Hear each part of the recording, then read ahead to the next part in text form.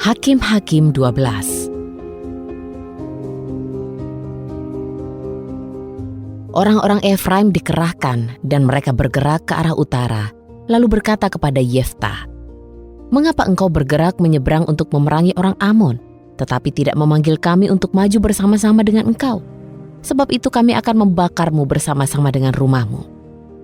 Namun Yeftah berkata kepada mereka, "Aku telah menjadi seorang prajurit. Aku dan rakyatku terlibat dalam pertempuran yang hebat dengan Bani Amon.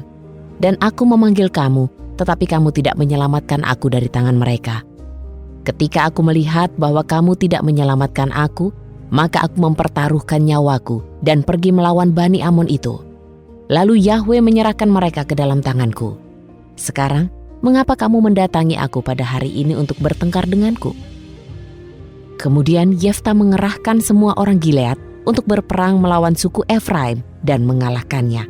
Karena orang-orang itu mengatakan, "Kamu orang-orang Gilead adalah pelarian dari suku Efraim, dari tengah-tengah suku Efraim, dari tengah-tengah suku Manasye." Lalu orang Gilead menduduki tempat-tempat penyeberangan Yordan untuk menghadapi suku Efraim itu. Ketika pelarian dari suku Efraim berkata, "Biarkanlah aku menyeberang," maka orang Gilead berkata kepadanya, "Orang Efraimkah engkau?" Dan jika ia menjawab bukan, maka mereka akan berkata kepadanya, "Coba katakan Shibolet." Dan ia berkata Sibolet. Mereka tidak dapat mengucapkannya dengan tepat, maka mereka menangkap dan membunuhnya dekat tempat-tempat penyeberangan Yordan itu. Pada waktu itu 42.000 orang dari suku Efraim tewas. Yeftah memerintah sebagai hakim atas orang Israel 6 tahun lamanya.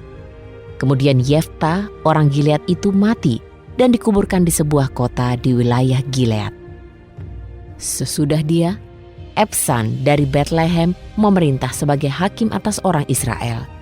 Ia mempunyai 30 anak laki-laki dan 30 anak perempuan yang diutusnya keluar. Dan 30 anak perempuan dibawanya masuk dari luar untuk anak-anak lelakinya itu. Ia memerintah atas orang Israel 7 tahun lamanya. Kemudian Ebsan mati, lalu dikuburkan di Betlehem. Sesudahnya, Elon orang Zebulon memerintah sebagai hakim atas orang Israel 10 tahun lamanya. Kemudian Elon orang Zebulon itu mati, lalu dikuburkan di Ayalon di tanah Zebulon. Sesudahnya, Abdon anak Hilel orang Piraton memerintah sebagai hakim atas orang Israel. Ia mempunyai 40 anak laki-laki dan 30 cucu laki-laki yang mengendarai 70 ekor keledai jantan. Ia memerintah atas orang Israel 8 tahun lamanya.